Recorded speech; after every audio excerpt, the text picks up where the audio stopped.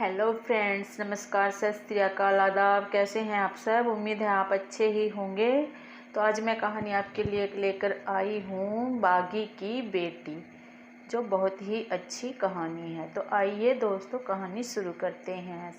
इससे पहले आप मेरा चैनल सब्सक्राइब करें, लाइक करें और कमेंट करें। और दोस्तों, अगर आपको कहानी पसंद आई तो प्लीज़ शेयर करें, प्लीज़ दोस्तों। तो आइए कहानी शुरू करते हैं। बागी की बेटी। किशन सिंह ने पुलिस को देखते ही कह तो दिया, लो खालसा तैयार बर तैयार है, लेकिन उसका चेहरा उसके दिल के डर को छिपा न पाया। यदि देर हो गई तो रात उन्हें थाने की हवालात में काटनी पड़ेगी। जेल और थाने के हवालात के अंतर से तो तुम परिचित ही हो।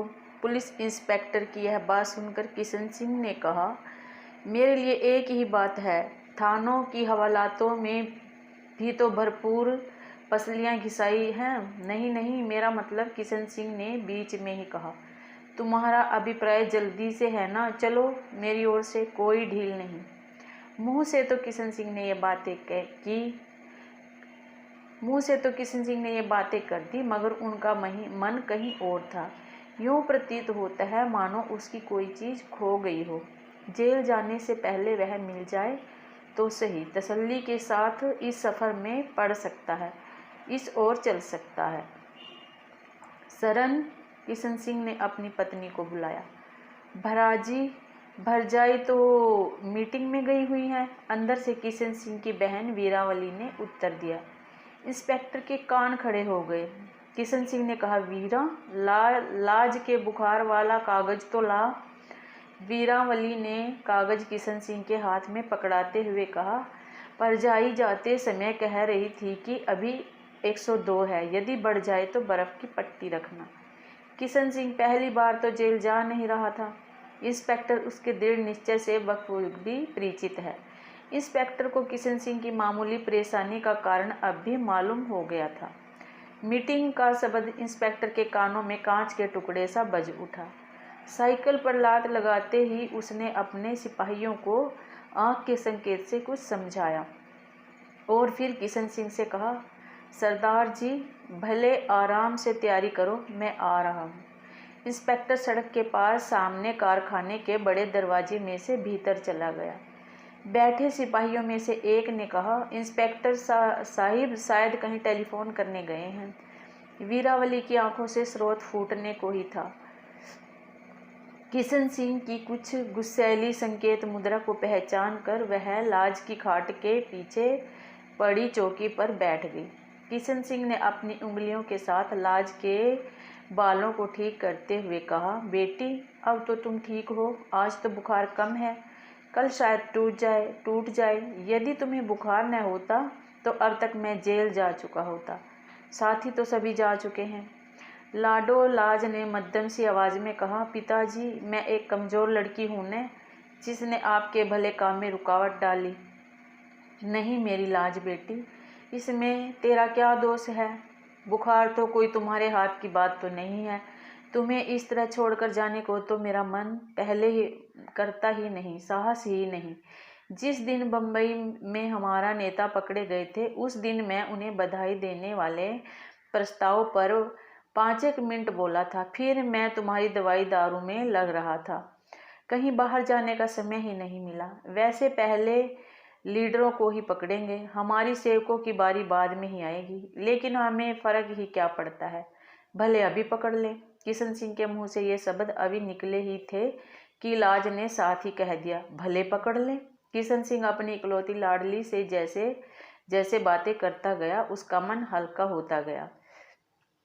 अब वह बेसब्री से शरणकौर की प्रतीक्षा में था। बरामदे की ओर देखकर वह संतुष्ट हो जाता है कि इंस्पेक्टर भी अभी नहीं लौटा।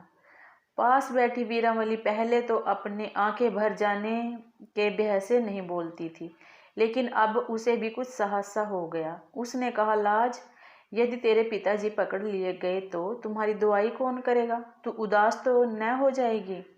बुआ जी, दवा दारू के लिए मेरे पास माता जी हैं, बाकी तो उदासी की बात है। मैं तो इस बार ठीक होकर खुद जेल जाना चाहती हूँ। लाज की बात सुनकर वीरावली की अनियंत्रित हंसी निकल गई। लाज ने कहा, नहीं बुआ जी, हंसी की बात नहीं। अपने देश के लिए जेल जाना कोई बुरी बात तो नहीं। मैं इस बार जरूर जाऊंगी। लाज, तू अभी 12 साल की भी नहीं हुई है, बुआ ने बात सुनकर लाज से कहा।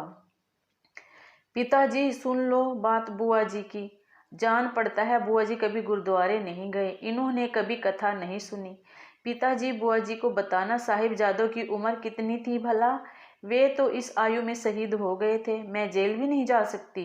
वीरावली की तो बात ही क्या, अब तो किशन सिंह की आंखें भी अनियंत्रित हो गई थी। ये तसल्ली भरे खुशी के आंसू थे। किशन सिंह ने लाज के सिरहाने से चाबियां उठाई। सामान वाले कमरे में ही उसने कपड़े बदले और फिर लाज के पास आ गया। लाज के इस प्रश्न पर कि पिताजी इस समय कपड़े क्यों बदल लिए, कहीं जा रहे हो, किशन सिंह का बड़ा काम आसान हो गया। किशन सिंह को अब यही चिंता थी कि अपने अभी गिरफ्तार होने की खबर बीमार लाज से वह किन शब्दों में कहे। वीरावली की विशेष बेचैनी ने भी बहुत कुछ प्रकट कर दिया। किशन सिंह ने शब्दार्थ की पोथियां और नित्यानेम का गुटका लाज के कमरे में ही अलमारी में से निकाल कर अपने छोटे से बक्से में रख लिया। बरामदे में जूतों की पदचाप भरी। किशन सिंह ने ताप में सुलग रहे लाज के माथे को चूमा। मेरी लाज का भावपूर्ण शब्द उसके मुंह से निकला। उसकी आंखों में जमे मोती एक बार फिर पिघल पड़े। अनजान लाज ने खूब सियानी आवाज में कहा, पिताजी मेरी चिंता न करें। घर के गली वाले दरवाजे में से एक नौजवान भीतर आया और पुलिस की आंख बचाकर उसने किशन सिंह के कान में कोई बात कही। युवक लौट गया। किशन सिंह के चेहरे पर फिर गहरी गंभीरता छा गई। इसी अवस्था में वीरावली को लाज के संबंध में कुछ बातें समझाकर पुलिस के साथ तांगे में बैठ गया। शहर कोतवाली में टेलीफोन की घंटी बजते ही गार्ड को तैयार होने का हुक्म तो हो गया, लेकिन चलने का आदेश 1 घंटे की प्रतीक्षा के बाद मिला। छोटे बाजार के साथ लगती पुरानी हवेली पर ज्यों ही पुलिस ने घेरा डाला, हवेली के बाएं नुक्कड़ वाले कमरे के गली में खुलने वाले दरवाजे में से एक खद्दरपोश महिला दौड़कर बाहर आई। इसके हाथ में एक राष्ट्रीय झंडा और गात्रे वाली कृपाण थी। तुरंत इसके पीछे पीछे कौमी नारे लगाती खद्दर की साड़ी वाली अन्य अनेक महिलाएं भी निकल आई। गली के द्वार पर खड़ा सिपाही देखता ही रह गया और ये बीवियां बाजार में पहुंच गई। भारत माता की जय के नारों के साथ आसमान गूंजने लगा। थोड़ी देर में ही इतनी भीड़ हो गई कि छोटे बाजार का रास्ता ही बंद हो गया। कौमी झंडे वाली बीवी ने झंडा ऊपर उठाते हुए कहा, कौमी झंडा। उत्तर में सब लोगों ने कहा, सदा ऊंचा रहे। एक पुलिस वाले ने आगे बढ़कर झंडा छीनने की कोशिश की। झंडे वाली बीबी आगे बढ़ती जा रही थी। पुलिस वाले का हाथ गात्रे वाली कृपाण पर जा पड़ा। धू घड़ीस में मियान उतर गई और पुलिसकर्मी के हाथ पर खरोंच उभर आई। थोड़ा खून भी बहने लगा। पुलिस ने हड़बड़ी में लाठी चार्ज किया। बहुत सी भीड़ बिखर भी गई, मगर झंडे वाली बीबी ने कौमी झंडे को अपने दोनों हाथों में कसकर थाम लिया और एक दुकान के सामने तख्त पर धरना देकर बैठ गई। बाकी बीवियां भी जमीन पर बैठ गई। भीड़ के बिखरने पर पुलिस गार्ड इंचार्ज ने पहले पूरे रौब से और फिर नरमाई के साथ झंडा लेने की कोशिश की, पर बीवी के गहरे विश्वास के सम्मुख उसकी एक नहीं चल पाई। बीवी ने कहा, यह झंडा हमारी जान के साथ ही जाएगा। आखिर बीवियों के पूरे जत्थे को गिरफ्तार करके तांगे में बिठा लिया गया। जेल के दरवाजे पर आकर फिर झंडा का झगड़ा शुरू हो गया। बीवियां कहती थी कि हम जेल की बैरक पर लगाने के लिए कौमी झंडा अंदर साथ ले जाएंगी। यह झगड़ा हो ही रहा था कि किशन सिंह को भी लेकर पुलिस जेल के द्वार तक आ गई। बीवियों के जत्थे में झंडा हाथ में थामी बैठी पत्नी सरन कौर को देखकर किशन सिंह को कोई हैरानी नहीं हुई। यूं लगा कि पहले से ही किशन सिंह को इस घटना की खबर थी। किशन सिंह ने बीवियों को समझाया, तुम लोगों ने झंडे के प्रति अपना पर्याप्त विश्वास व्यक्त कर दिया है। छूट की हालत में तुम इसकी बेअदबी नहीं होने दें। अब तुम कैद में हो। यदि एक बार तूने बैरक पर झंडा लगा भी लिया तो जेल कर्मचारी तुम्हें बैरक के भीतर बंद करके झंडा फाड़ देंगे, इसलिए इसका कोई लाभ नहीं। आखिर फैसला हुआ कि झंडे को बाअदब कांग्रेस दफ्तर में पहुंचा दिया जाए। जेल में दाखिल होकर सरन कौर ने अपने पति से लाज के बारे में जानकारी ली, लेकिन कोई उत्तर सुनने से पहले ही जनाना बॉर्डर का द्वार खुलकर बंद हो गया। बड़ा घोर ताप और माँ बाप की गिरफ्तारी से सब सुख दुख और सेवा के लिए जेल यात्रा की प्रबल इच्छा जागृत हो उठी। लाज कुछ दिनों में ही चलने फिरने योग्य हो उठी। बुआ ने लाज की देखभाल में कोई कसर नहीं रखी। लाज को उठवाकर वह घर ले गई। वीरावली के पति जमादार हुसनाक सिंह को अपने साले और सलहज की गिरफ्तारी की खबर गाड़ी में ही किसी यात्री से मिली जब वह घर छुट्टी पर आ रहा था। छावनी में कोई अखबार तो जाता नहीं था। हुसनाक सिंह का तांगा जब द्वार पर पहुंचा तो लाज दरवाजे में खड़ी थी। उसने पहले फूफा जी के आने की खबर बुआ को अंदर जाकर दी, फिर लौटकर तांगे में से उतर रहे फूफा के गले लग गई। वीरावली ने दरवाजे पर आकर अपने पति को सत श्री अकाल कहा, फिर तुरंत अंदर आकर शीशे के सामने अपने बाल बांधे, संवारे, ठीक किए, दुपट्टा बदला और भरपूर चाव में वापस आकर सामान संभालने लगी। लाज भी छोटी छोटी चीजें संभालने में अपनी बुआ की मदद करने लगी। पड़ोस में सज्जन मित्र हुसनाक सिंह को पूछने खोजने आए। वीरावली को चूल्हे पर चाय रखकर पड़ोसियों के लौट जाने पर अपने पति की कुशलक्षेम पूछने का मौका मिला। उसने चाय में मीठा मिलाते हुए पूछा, जी बाल राजी बाजी रहे हो? अगे तां वल चंगे ही रहे, यहाँ पर मालूम हुंदा है तू वल रहने नहीं देंदा। वीरावली का ऐसे ही उत्तर की आशा थी। अपने पति के चेहरे से उनके मन की अवस्था को तो पढ़ चुकी थी, लेकिन नाराजगी के कारण की पूरी समझ उसे अभी नहीं आई थी। वीरावली ने यह बात दबा दी थी। हुसनाक सिंह ने नैन नुच करते हुए चाय की प्याली ले ली। रात की रोटी तक वीरावली ने कोई बात छेड़ने का मौका ही नहीं दिया। हुसनाक सिंह ने भरे पिए ही 2 रोटियां नीचे हलक से उतारी। वीरावली ने तो खाना ही क्या था, रात के कपड़े पहनकर हुसनाक सिंह लेट गया। वीरावली लाज को रोटी खिला, भांडे बर्तन संभाल कर टांगे दबाने के बहाने अपने पति के पास खाट पर बैठ गई। 10-15 मिनट दोनों ओर खामोशी रही। हुसनाक सिंह ने करवट ली, यों उबासी ली मानो वह पहले सो गया था और अभी उसे वीरावली के पास बैठी हुई होने का पता चला है। वीरावली ने कहा, जी इधर मुँह ता करो, तुहानू ते जग रखना भी नहीं होंदा। उड़ीक उड़ीक के साडियां अखां भी पक गईयां ने ते ऐ सीधे मुँह गल भी नहीं करदे। छुट्टी किन्नी मिली जे? हुसनाक सिंह ने पुनः करवट ली और आंखों पर हाथ टिकाकर कहने लगा, तुम अब लंबी छुट्टी ही समझो, तुम्हें सुख बचता नहीं। अभी तरक्की के दिन थे, लेकिन तुम मुझे कुछ बनने नहीं दोगी। जी गलते दसो। गल क्या बताऊं? मालूम नहीं कि आजकल लड़ाई के दिन हैं। किसी सैनिक के बागियों के साथ मेल जोल को सरकार पसंद नहीं करती। पहले तो सरकार को पता ही नहीं लगने देना चाहिए कि कोई बागी हमारे संबंधी भी हैं। यदि पता चल ही जाए तो हम कह सकते हैं कि वो हमारे कहने से बाहर हैं। लेकिन तूने यह बला जानबूझकर क्यों अपने गले डाल ली? बागी की बेटी को घर रखना तू जानती नहीं कितना बड़ा जुर्म है। अपने पति की बात सुनकर वीरावली को कंपकपी सी आ गई। उसे यह ख्याल भी नहीं था कि लाज को इस अवस्था में यहाँ लाना उसके पति के लिए इतना ज़्यादा दुखदायी हो सकता है। उसकी जान पसीना छोड़ने लगी। हुसनाक सिंह ने पुनः दांत पीसते हुए कहा, तुम इस लड़की को मेरे घर में क्यों लाई? वीरावली ने भरे मन से पूरी व्यथा यूं कह सुनाई ज्यों कोई पुजारिन देवी से किसी मनोती को तरला ले रही हो।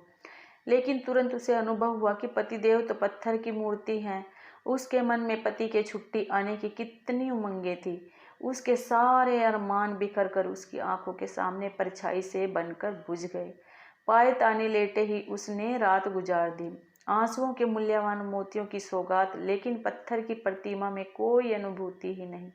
पति ने वीरावली को भी अपने अपराधी होने का संदेशा डाल दिया।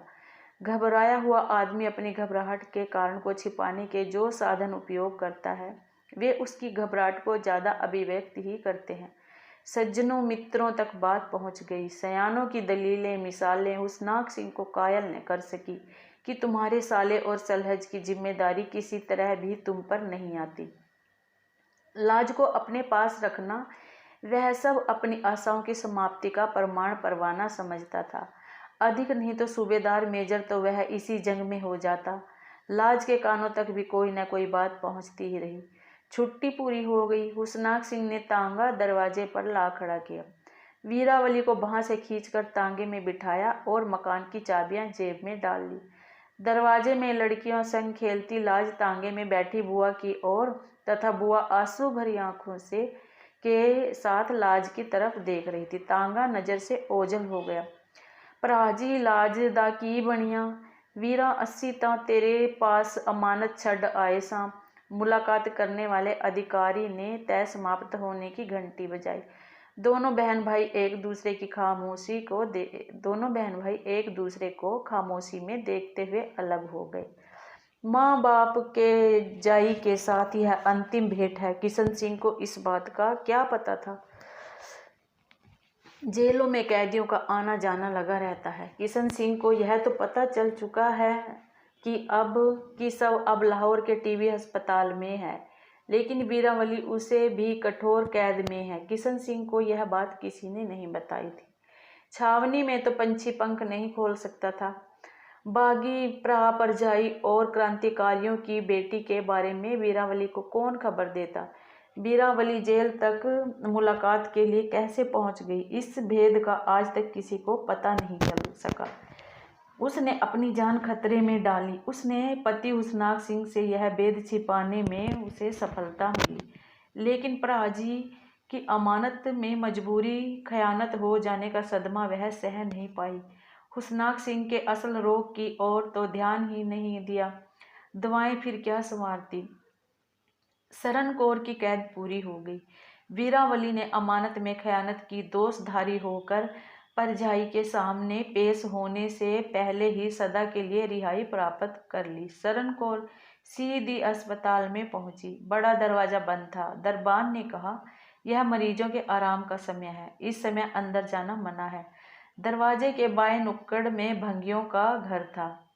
नेगानी अपरिचित खद्दरपोश जनानी को देखकर जमादारिन पास आ गई। उसने पूछा, आपको किससे मिलना है। सरन कौर चाहती थी कि उस पर कोई सवाल करे। उसने कहा, मेरी बेटी यहाँ बीमार है। लाज। जमादारिन ने वार्ड और कमरे का नंबर पूछा और साथ ही कहा, हमने तो यहाँ इस नाम की कोई बीमार नहीं सुनी। मैं प्रतिदिन हर एक वार्ड में सफाई के लिए जाती हूँ। सरन कौर ने कहा, मुझे वार्ड का तो पता नहीं, नए कमरे का नंबर मालूम है। सुना है मेरी लाज इसी अस्पताल में है। सुना है आपने उसे यहाँ दाखिल नहीं करवाया था। जमादारी ने हैरान होकर पूछा। नहीं, हम जेल में थे, पीछे वह बीमार हो गई। ओहो, बागी की बेटी होगी। जेल का नाम सुनकर जमादारी ने कहा, यहाँ उसे लाज नाम से कोई नहीं जानता। पतली गोरी सी 12-13 साल की छोकरी है, बहुत मीठी बातें करती है। उसकी बातें सुनकर कभी हंसी आ जाती है तो कभी रोना। वह अपनी बुआ के पास थी। सरन कौर ने हाँ में सिर हिलाया। सभी करोक्ति दी। बस यही वही है। जब वह पहले यहाँ आई तो उसने किसी लड़की से पूछा, बागी किसे कहते हैं, और फिर खुद ही बताया कि मेरा फूफा मेरी बुआ से कहता था कि तुम बागियों की धी को क्यों घर ले आई हो। उसी दिन से उसका नाम बागी की बेटी हो गया। जब भी डॉक्टर आता है वह कहती है, मुझे मेरे माता पिता के पास जेल में ले चलो। डॉक्टर हंस देता है। जमादारिन की बात तो सरन कौर भूत बनी सुनती रही। जमादारिन ने पूछा, सरदार जी नहीं आए? उनकी कैद अभी आधी भी नहीं गुजरी, उन्हें 3 साल की कैद मिली थी। सरन कौर की बात सुनकर जमादारिन ने ठंडी सांस ली और कहा, बेटी बहुत सियानी है, बताती है कि मेरा फूफा बुआ को लेकर चला गया। मैं बाहर दरवाजे पर बैठी दहलीज में ही सो गई। सर्दी के कारण मुझे बुखार हो गया। फिर मेरे पिताजी का एक दोस्त मुझे अपने घर ले गया। जब मैं बहुत बीमार हो गई तो वे यहाँ छोड़ गए। मैंने बहुत कहा मुझे जेल ले चलो, लेकिन वे नहीं ले जा पाए। इतनी बात सुनाकर जमादारिन ने कहा, अब तो बस आप ही की प्रतीक्षा में है। जमादारिन के आखिरी वाक्य का भाव सरन कौर समझ गई थी। लाज के कमरे में पहुंचने तक उसके आंसू बह चुके थे। अपनी माँ को देखकर लाज की आंखें खुली की खुली रह गई। सुबह के दीपक की यह आखिरी झलक थी। तो दोस्तों, आपको कहानी कैसी लगी? उम्मीद है आपको कहानी बहुत पसंद आई होगी। तो दोस्तों, अगर आपको मेरी कहानी पसंद आई हो तो प्लीज़ मेरा चैनल सब्सक्राइब करें, लाइक करें, कमेंट करें और अपने दोस्तों के साथ शेयर करें। तो खुश रहो दोस्तों, स्वस्थ रहें हमेशा।